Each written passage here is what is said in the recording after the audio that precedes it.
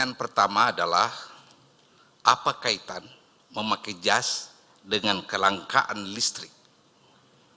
Sebagai wakil presiden, Pak JK gelisah saat itu. Di berbagai tempat listrik langka. Kemudian memanggil adiknya, Insinyur Ahmad. Ahmad, segimana yang paling banyak memakan listrik? Ahmad kala mengatakan pemakaian AC. Lalu Pak JK dengan cepat membuat aturan sebagai berikut. Seluruh AC ruangan yang ber-AC di kantor pemerintah naikkan dari 18, 20 menjadi 24. Lalu ada pertanyaan, bagaimana para pejabat yang suka pakai jas, Pak? Jawabannya beliau, Indonesia ini memang gila. Negara tropis satu-satunya yang begitu panas, para pejabatnya senang memakai jas.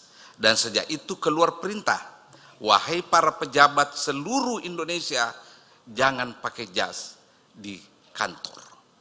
Itulah sebabnya para pejabat berubah memakai pakaian batik atau lengan panjang di kantor. Maknanya adalah seorang JK dengan cerdas dan simpel menemukan solusi agar kita tidak langka dalam listrik. Cukup dengan mengubah gaya hidup dan menjadi contoh ke tempat lain atau orang lain. Itulah sejarahnya mengapa suhu udara di kantor-kantor pemerintah dinaikkan dari 18 menjadi 24. Dan itu pula lah sebabnya sejak itu orang tidak lagi memakai jas. Jadi dua hal untuk urusan simpel, mengurangi pemakaian listrik, kemudian mengubah gaya hidup. Hadirin, sidang kabinet senyap. Pak JK Wapres, ada dua kubu dalam anggota kabinet. Satu menggebu-gebu menolak membiayai atau menggelontorkan dana ke Garuda. Garuda waktu itu sudah mau dibangkrutkan oleh sebuah perusahaan di Eropa. Satu sisi mengatakan tidak, kita harus mati membela Garuda karena Garuda adalah lambang kebangsaan kita. Pak JK tidak kehabisan akal, memanggil kedua belah pihak.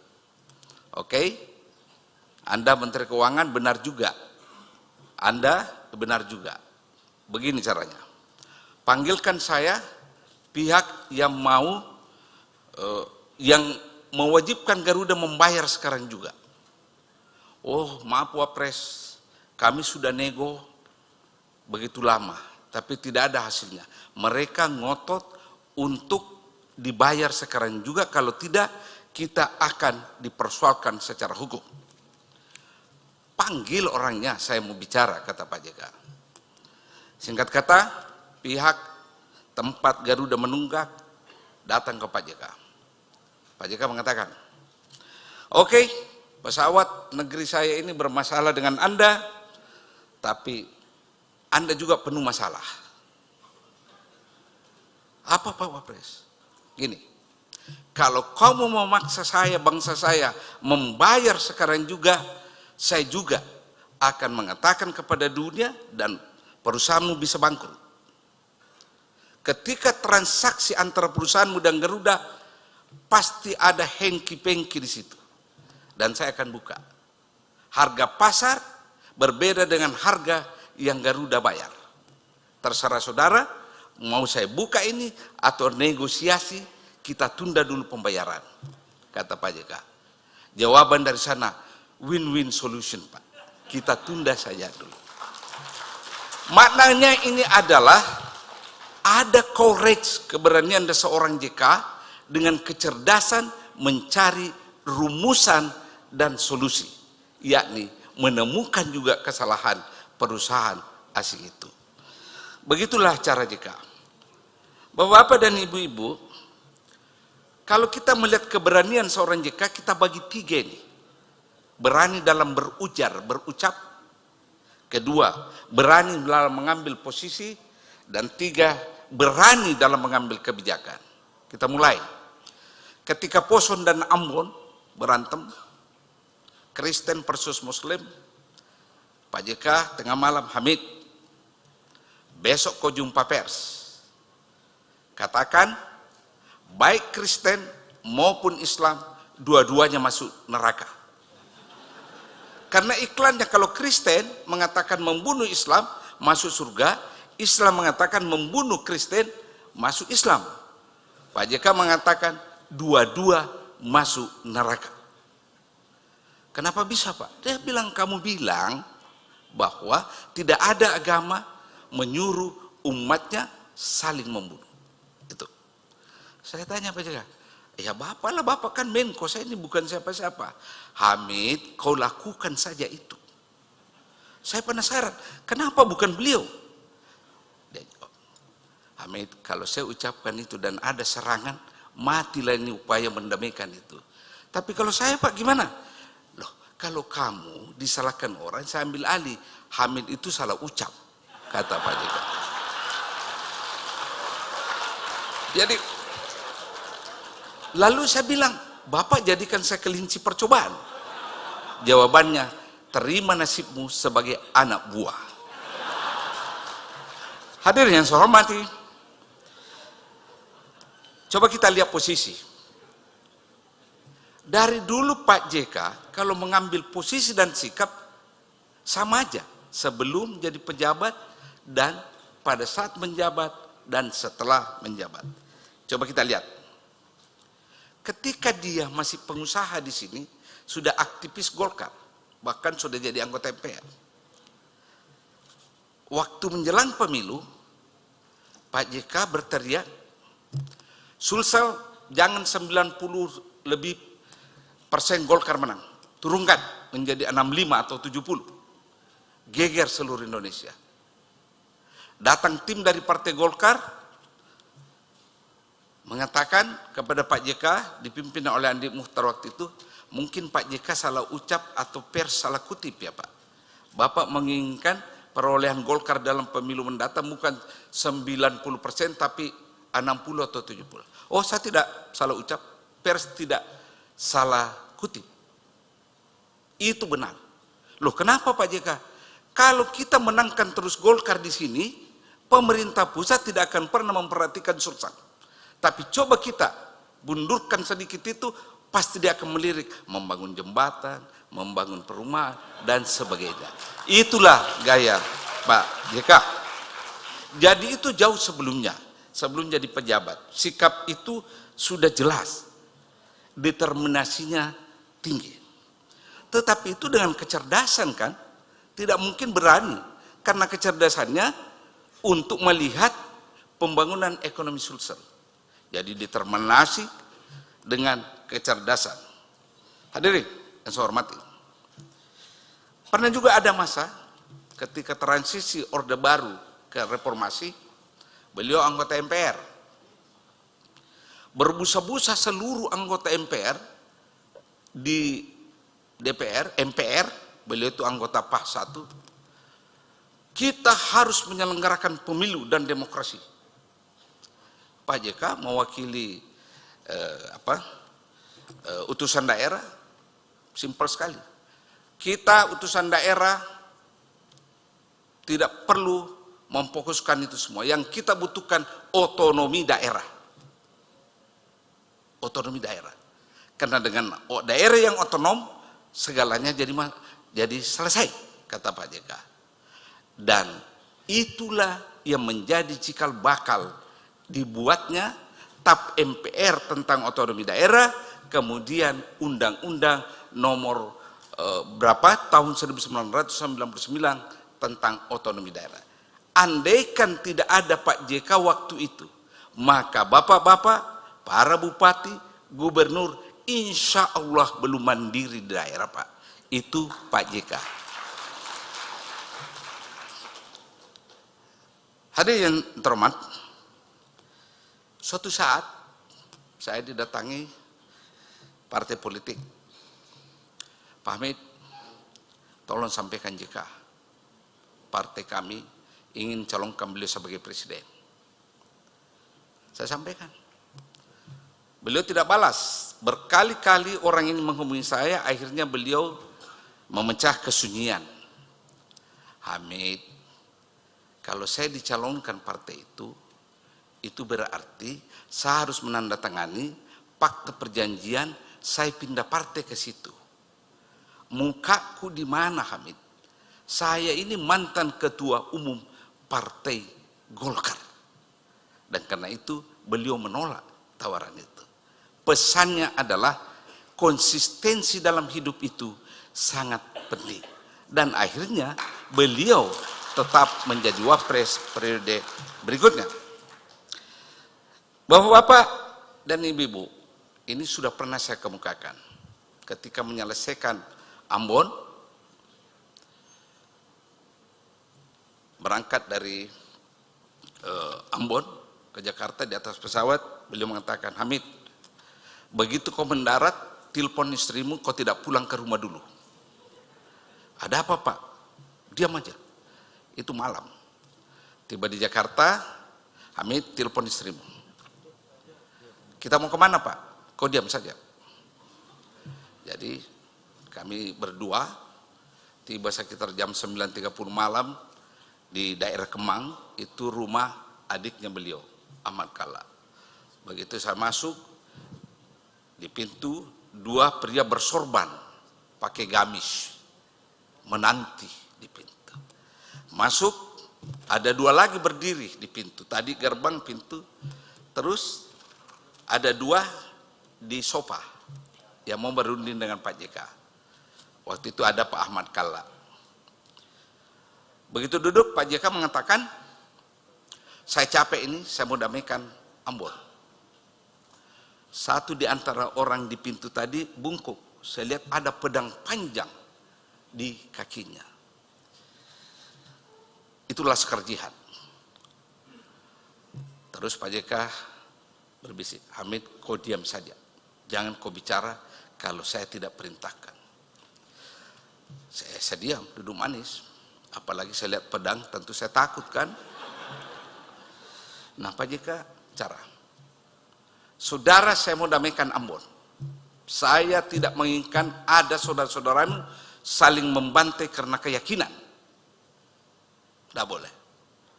Satu di antara juru bicara itu mengatakan, Pak JK, gampang sekali itu damai, Pak.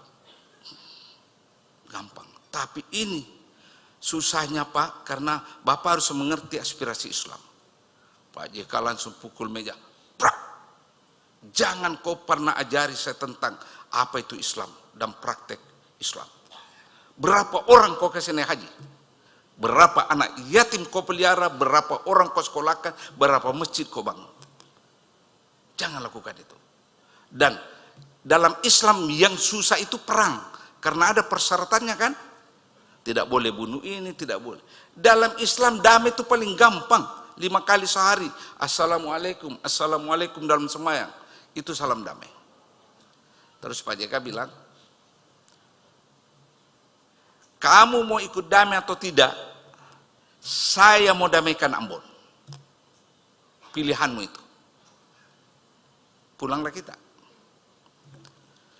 Subuh hari, Pak JK menelpon. Hamid, karena kalau dia itu gembira, cengkok dan panggilan saya itu panjang. Hamid, tapi kalau memerintah dan penuh kegelisahan pendek. Hamid. Atau ada kalanya, Hamid, tapi ini kan panjang. Hamid, saya sudah bicara, Laskar Jihad mau damai. Apa artinya ini? Determinasi sekali lagi. Memberi ultimatum, Anda mau ikut atau tidak ikut. Kemudian pesan berikutnya, sebagai menteri waktu itu, dia ingin mengirim pesan. Negara tidak boleh kalah dengan intimidasi dan ancaman. Negara harus tegak, kata beliau. Nah, suatu saat di Ambon, kita merambah jalan menuju damai. Pak JK ingin memasuki kawasan Kristen.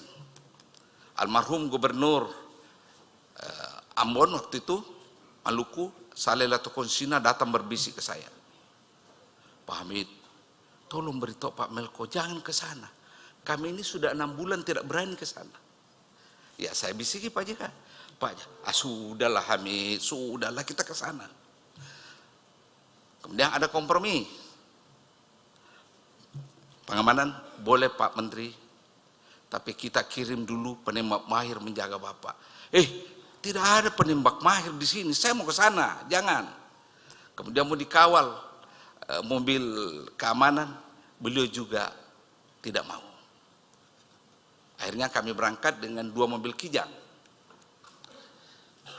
Ajudannya beliau sama saya ingat Yogi namanya. Yogi, ada pistolmu Yogi? Ada Pak. Berapa pelornya Yogi? Ada 5 Pak. Ya cukup dipakai menggertak itu kata dia. Kita masuk. Yang menarik, dalam gerbang itu, di gerbang itu tertulis, semua boleh masuk kecuali orang Islam dan anjing gila. Saya kasih tahu Pak JK, Pak baca itu Pak. Apa itu? Pak JK kata, tutup mulutmu, kita terus. Berani masuk di kawasan Kristen yang sudah lama sekali tidak bisa dimasuki orang Islam. Cerdiknya Pak JK, tujuan utamanya ke rumah Uskup Mandagi. Mandagi tidur siang, menteri menunggu. Bagaimana kalau kita bangunkan pendeta Pak? Jangan, biarkan dia tidur lelap dulu. Akhirnya menunggu Pak JK hampir 2 jam. Ketika Mandagi keluar minta ampun, minta maaf, membuat Pak Menko menunggu. Dan dia mengatakan, Pak Menko, kami siap mengikuti apa saja yang Bapak kehendaki. Pak JK bisik ke saya, inilah hasil pengorbanan 2 jam menunggu ini pastor. Nah, habis itu kita langsung ke kawasan Islam. Dan Pak JK memberitahu mereka sebelum kita ke Kristen. Saya mau masuk ke Kristen, jangan sampai dianggap bahwa kita berat sebelah. Nah, Bapak-bapak, apa yang ingin saya katakan di sini, determinasi Pak JK kalau ada sesuatu yang dikehendaki unquestionable and unchallenged, susah sekali kita katakan tidak. Kalau dia sudah meyakini sesuatu benar, dia jalankan. Dia tidak pilih lagi alasan dan sebagainya. Kedua, apapun yang dia mau lakukan selalu disertai dengan hitungan rasional, kecerdasan. Jadi bukan keberanian tanpa kecerdasan, selalu ada hitungan di dalamnya.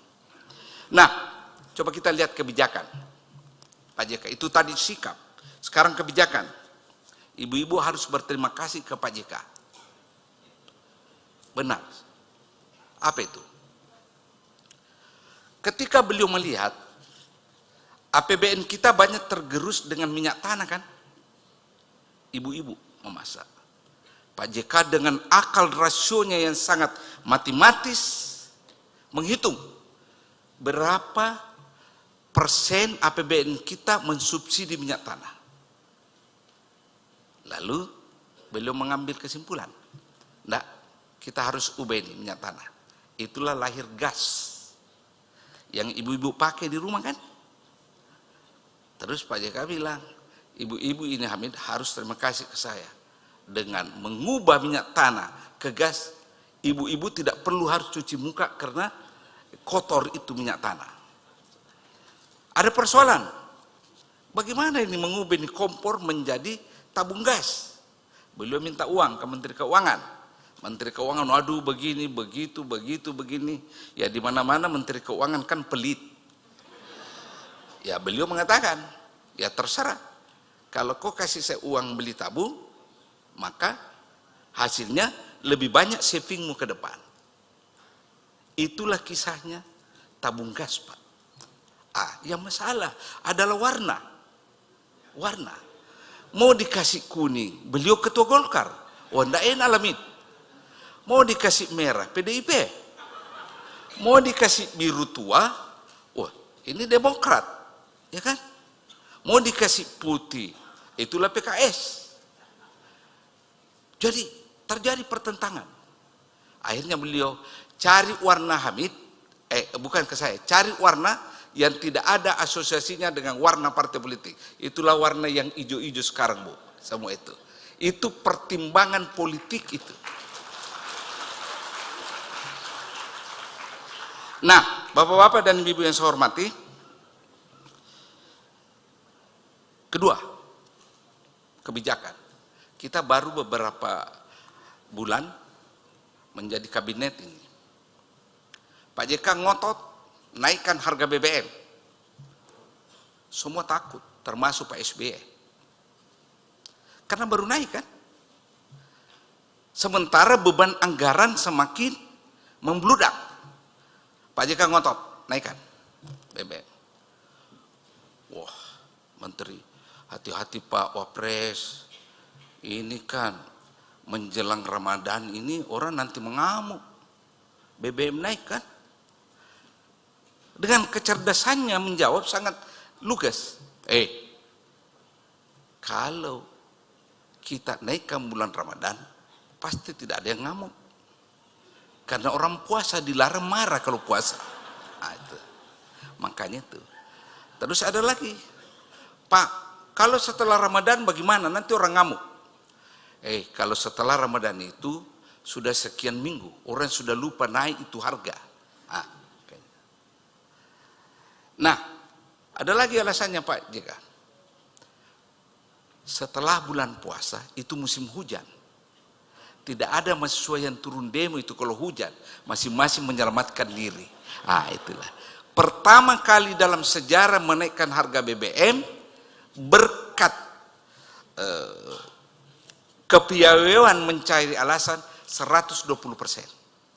Pak SBY tidak sadar ketika itu. Baru sadar setelah diumumkan bahwa harga BBM tidak naik. Dan hebatnya lagi tidak ada satupun orang yang demo.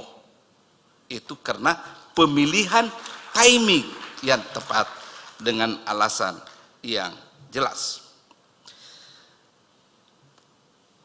Dalam konteks ini, Pak JK itu sangat menganut filosofi orang Bugis dalam mengambil keputusan. Narekotiako risamperengi lipa, ajak mutuda riwirina lenge. Kalau Anda tidak mau tersibak oleh ujung sarung, jangan pernah duduk di tepian jalan. Filosofinya adalah, kalau Anda tidak mau menerima risiko dan bertanggung jawab, jangan mimpi jadi pemimpin. Itu harus tegas. Yang kedua, Pak JK itu kalau mengambil keputusan luar biasa, determinasinya bahkan keras. Kenapa? Dia memegang prinsip orang Bugis, lebih cocurenge. Nah, lebih cocurenge napil lorenge. Lebih bagus kalah daripada jadi penakut. Itu dia. Dia pegang teguh itu, karenanya setiap ucapan, setiap posisi yang diambil, dan setiap kebijakan yang diambilnya selalu berdasarkan dasar determinasi. Jangan goyang. Di antara semua aspek yang dijalani Pak JK, yang paling menonjol adalah ikhtiarnya yang selalu ingin mendamaikan orang. Saya mulai dengan debut terakhir beliau bulan Juni tahun ini. Saya dapat telepon dari seorang teman di Malaysia, Pak Hamid, boleh nggak ke Malaysia? Untuk apa? Ada pemimpin Hamas mau bertemu Pak Hamid. Nah, waktu itu memang Pak JK mau ke Malaysia bertemu Perdana Menteri Malaysia untuk urusan Thailand Selatan, mendamaikan. Jadi saya bilang, Pak JK juga mau datang. Jadi bertemulah Pak JK dan saya dan pemimpin Hamas. Oke, sepakat apa yang bisa dilakukan Indonesia. Terus beberapa minggu kemudian orang yang sama menelpon saya, Pak Hamid, pemimpin tertinggi kami Ismail Haniyeh mau bertemu Pak JK dan Pak Hamid. Sebenarnya dia tidak bilang mau bertemu Pak JK dan Pak JK. Saya harus masukkan diri saya Pak JK ya, karena tidak enak juga itu Pak. Nanti sejarah dilupakan Pak. Ya. Tapi dia memberi tanggal antar 11-13 Juli. Tidak ada kepastiannya. Dan tempatnya di Doha, tapi tidak ada alamatnya. Kita tiba tanggal 12, terus 13 pagi dapat telepon. Jadi kita bertemu sebentar. Lagi-lagi jamnya belum jelas. Menjelang sore ada telepon, tolong tinggalkan hotel. Ismail Haniyeh menunggu jam 5 sore. Tengah perjalanan barulah ada telepon tentang alamat yang dituju. Ya, begitu rahasianya ini. Lalu berunding 2 jam, Ismail Haniyeh minta tolong ke Pak JK untuk menjembatani dirinya Hamas dan Al-Fatah. Dan beliau bilang ke Pak JK, kami mau mulai perundingan di Cina dulu. Ya, setelah itu kita bertemu. Yang menariknya adalah pertemuan Cina selesai, lalu saya dapat telepon, pertemuan itu tanggal 13 Juli ya. Beberapa waktu kemudian saya dapat telepon, Ismail Haniyeh mau bertemu lagi Pak JK 2-3 minggu ke depan membicarakan hasilnya Cina dan bagaimana cara melaksanakannya. Ingin sekali mengikuti metode penyelesaian Aceh. Saya lapor ke beliau, Hamid, ke ujung manapun kita datang demi mendamaikan orang Hamid. Karena itu ibadah tertinggi. Nah, sebelum saya lanjutkan ini, karena setiap saya bantu beliau mendamaikan dimanapun, dalam negeri, luar negeri, Hamid, mendamaikan orang itu ibadah. Ada hadis Nabi. Hadis mengatakan ke sahabat, tahukah kalian ibadah apa yang lebih tinggi dari sholat dan puasa? Tidak tahu ya Nabi. Itulah mendamaikan orang. Jadi kau ini Hamid sudah ada rumahmu di surga ini. Kau bantu saya ini. Suatu saat sholat maghrib di rumah beliau. Hamid ambil wudhu. Kenapa Pak? Kita sholat maghrib saudara. Saya ini ketua dewan masjid. Kau harus salat. Pak, untuk apa saya salat Pak? Saya kan sudah ada rumah di surga ini Pak. Untuk apa lagi? Hamid, sholat itu penting. Nah, gitulah cara Pak JK. Nah, apa yang terjadi? 2 hari sebelum meninggal, dia itu ditembak tanggal 30 kan, Juli. Terkonfirmasi kita akan bertemu itu bukan di Doha lagi, tapi mungkin di Turki waktu itu. Tidak pernah terjadi pertemuan berikut itu karena Haniyeh meninggal di Iran, dibunuh. Dan kemungkinan yang membunuhnya itu adalah agen rahasia Israel. Kemungkinan besarnya. Sejam setelah kejadian pembunuhan, saya dapat telepon. Hamid, bisa nggak Pak JK memberi kami kehormatan kelompok Hamas? Apa Pak? Menghadiri pemakaman almarhum. Ya, supaya saya kelihatan gagah juga berani kan. Saya langsung iakan tanpa konsultasi Pak JK.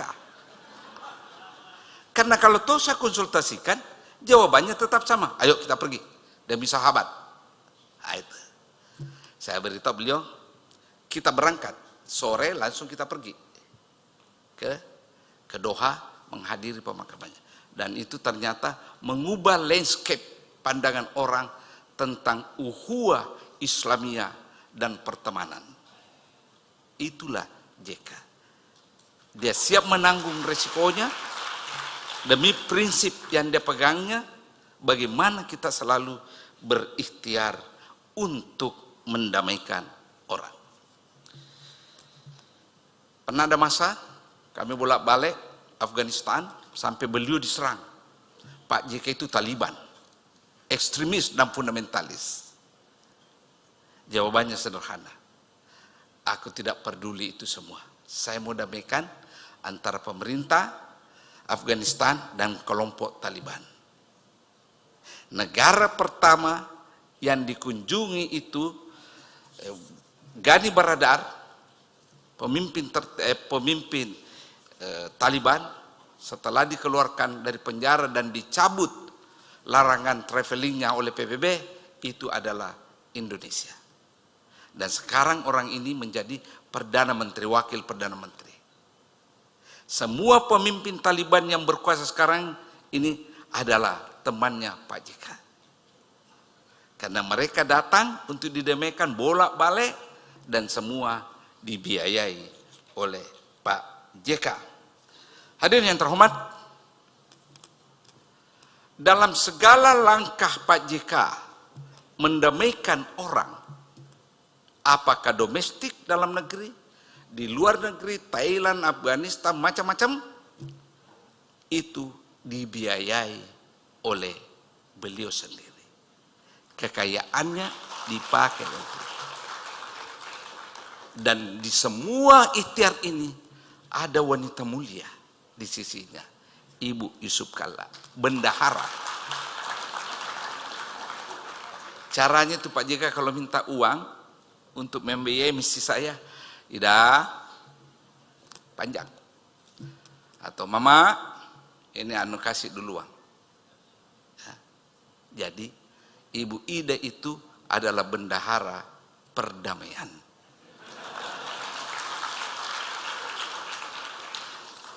Bapak-bapak dan ibu-ibu yang saya hormati,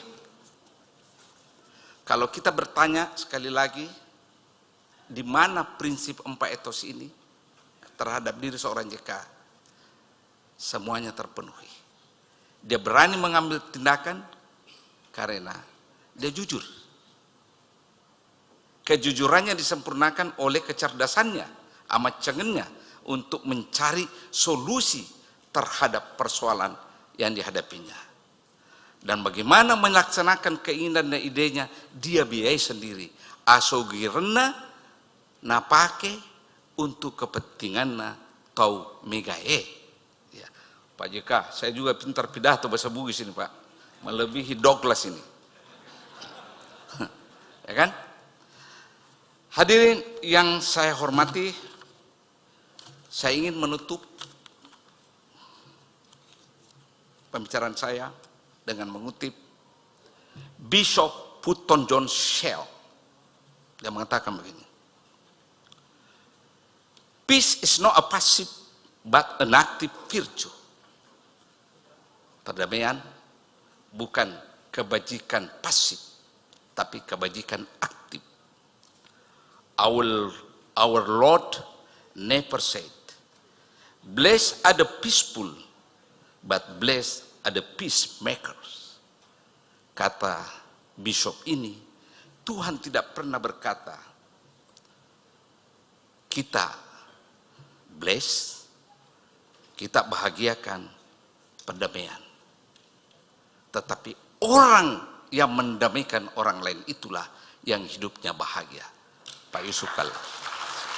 Download Tribun X sekarang, menghadirkan lokal menjadi Indonesia.